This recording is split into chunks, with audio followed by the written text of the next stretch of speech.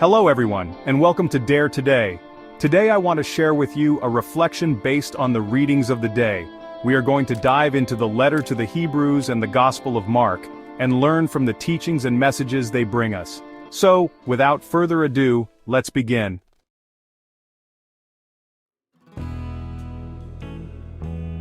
Reading of the day, reading from the letter to the Hebrews. Brothers and sisters, keep on loving one another as brothers and sisters. Do not forget to show hospitality to strangers, for by so doing some people have shown hospitality to angels without knowing it. Remember those in prison as if you were their fellow prisoners, and those who are mistreated as if you yourselves were being mistreated. Continue to remember those who are in trouble, as though you shared their pain. Marriage should be honored by all, and the marriage bed kept pure, for God will judge the adulterer and all the sexually immoral. Keep your lives free from the love of money and be content with what you have, because God has said, "Never will I leave you, never will I forsake you." So we say with confidence, "The Lord is my helper, I will not be afraid. What can mere mortals do to me?" Remember your leaders who spoke the word of God to you. Consider the outcome of their way of life and imitate their faith. Consider the outcome of their way of life and imitate their faith. Jesus Christ is the same yesterday and today and forever.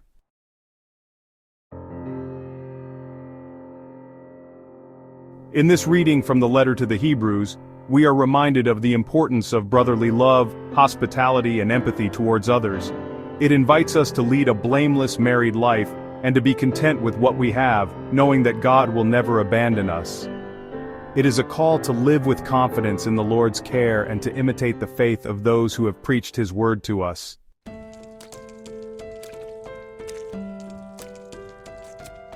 Gospel of the day, reading of the Holy Gospel according to St. Mark. At that time Jesus' fame spread widely. King Herod heard about him, for Jesus' name had become well known. Some were saying John the Baptist has been raised from the dead, and that is why miraculous powers are at work in him. Others said, he is Elijah.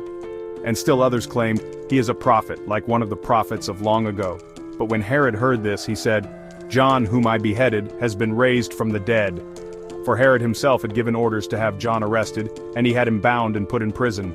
He did this because of Herodias, his brother Philip's wife, whom he had married. For Herod had married Herodias, his brother Philip's wife, and John had been telling Herod, "It is not lawful for you to have your brother's wife." So Herodias nursed a grudge against John and wanted to kill him. But she was not able to, because Herod feared John and protected him, knowing him to be a righteous and holy man. When Herod heard John, he was greatly puzzled, yet he liked to listen to him. Whenever Herod heard John, he was greatly puzzled, yet he liked to listen to him. Finally, the opportune time came. On Herod's birthday, he gave a banquet for his high officials and military commanders and the prominent people of Galilee. On Herod's birthday, he gave a banquet for his high officials and military commanders and the prominent people of Galilee. When Herodias' daughter came in and danced, she pleased Herod and his dinner guests. The king said to the girl, "Ask me for anything you want and I'll give it to you." And he promised her with an oath, "Whatever you ask, I will give you, up to half of my kingdom." She went to her mother and asked, "What shall I ask for?" "The head of John the Baptist," she answered. At once the girl hurried into the king and asked, "I want you to give me right now the head of John the Baptist on a platter." The king was greatly distressed, but because of his oaths and his dinner guests, he did not want to refuse her, so he immediately sent an executioner with orders to bring John's head. The man went, beheaded John in the prison and brought back his head on a platter.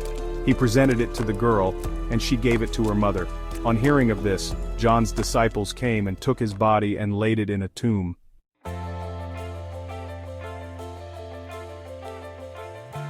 In the Gospel of Mark, we see the tragic end of John the Baptist, a righteous and holy man, at the hands of Herod and Herodias. This story reminds us of the cost of faithful witness and the courage to defend the truth, even in the face of adversity. It invites us to reflect on the sacrifice of those who, like John the Baptist, have given their lives for their faith.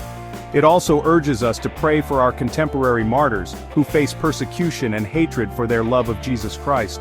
We must remember that all of us at some point will face mortality, and it is essential that our journey resembles as much as possible that of Jesus Christ.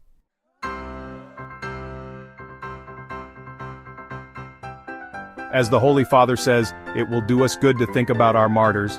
I too will die, all of us will die, no one has life guaranteed, we too, whether we like it or not, are on the path of life's existential humbling.